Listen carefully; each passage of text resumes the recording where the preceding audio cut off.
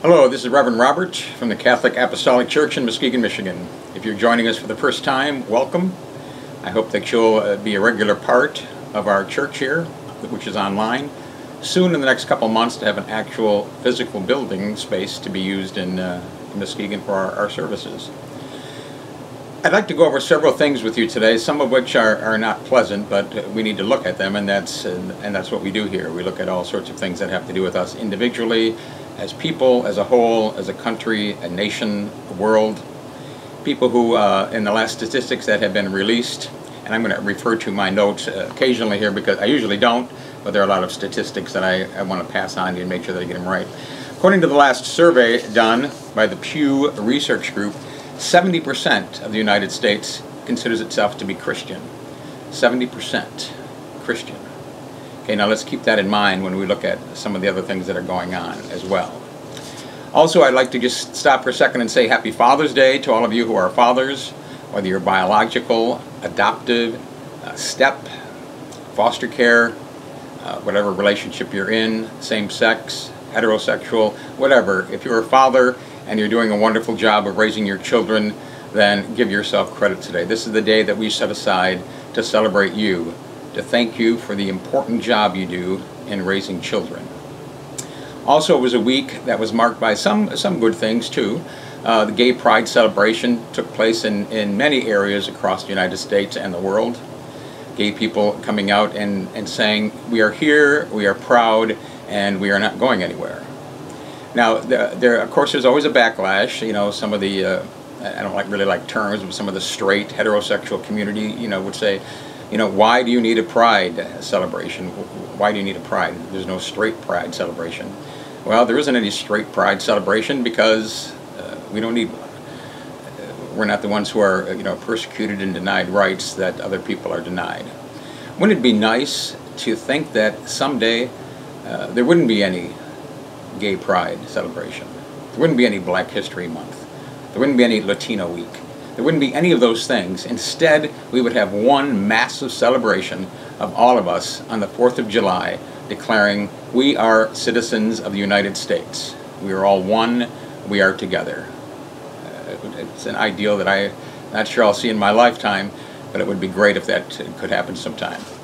Now, remembering that 70% of the nation considers itself Christian, by a report that was just released by the Department of Justice, hate crimes in a period, and this is the period that they look at, between 2004 and 2012, over 300,000 hate crimes reported to the Department of Justice. Now, it's a pretty good increase from the past.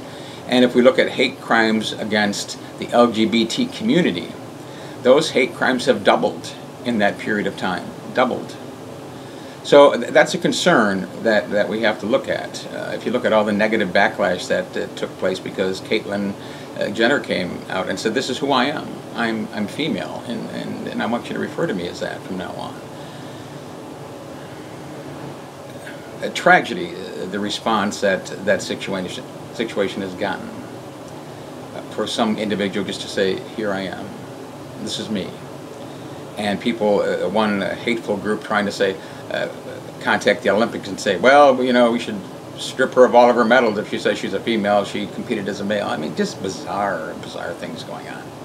So she deserves her medals, she deserves the respect for what she is, who she is, and who she's becoming, and what she can do for the transgender community.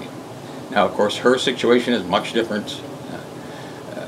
My guess would be like 99% of the transgender community don't have her funds or her fame.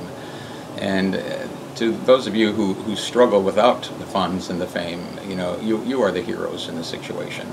You are doing the best you can to live a life that you're called to lead. And I appreciate you so much for doing that.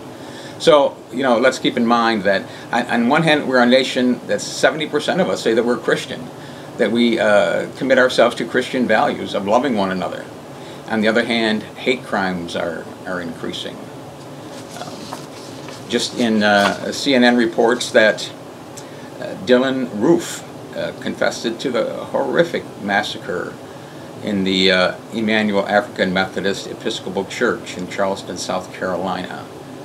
9 people shot to death. Now, this is not somebody who just came in and started blazing away. He actually sat in fellowship with people.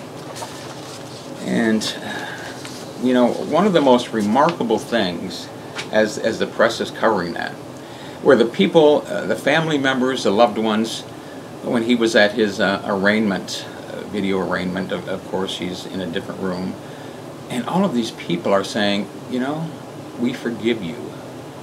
Wow, we forgive you. You've just blatantly slaughtered our loved one, but we forgive you. One lady even said, you are welcome to come to our Bible study on Wednesday. Now, these are people, in the light of tremendous tragedy, still take the words of Jesus Christ and the command to love one another. These people have taken that to heart. Now, in a nation where 70% of us claim to be Christian, if that's true, and by all the research says that it is, I would think that crime would be about 0, but it's not. I would think that hate crimes should be about 0, but they're not. So somewhere along the line, we're missing the picture here. We're either professing to be Christian but not really acting that out, or we're selective about our Christianity.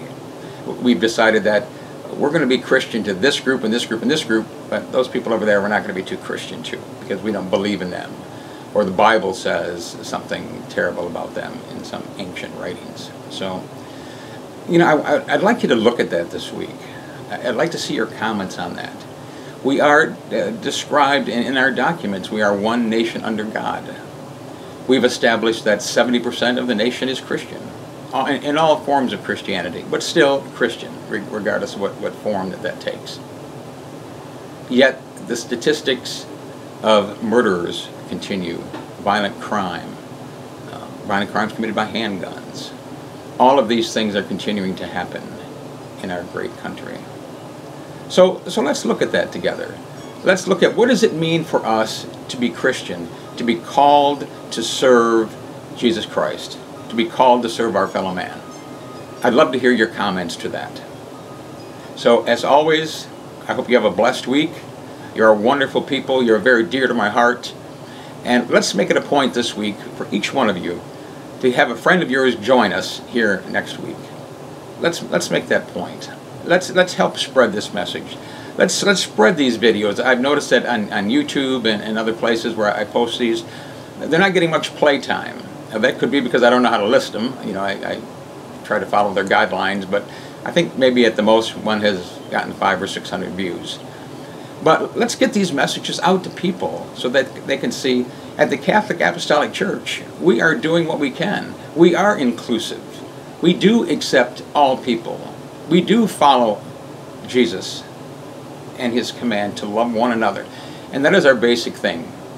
And I just would like to give a shout out again to the group of Jenison for Love when they did the counter demonstration, the peaceful demonstration in Jenison that had to do with the Diesel Tech, Brian guy again. What a marvelous grouping of people. I just love you.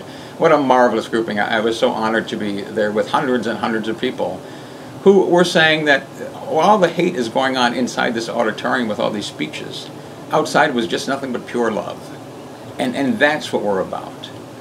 That's what we're about. That's what we have to be about as people. So have a blessed week. You all have my love and support. Thank you.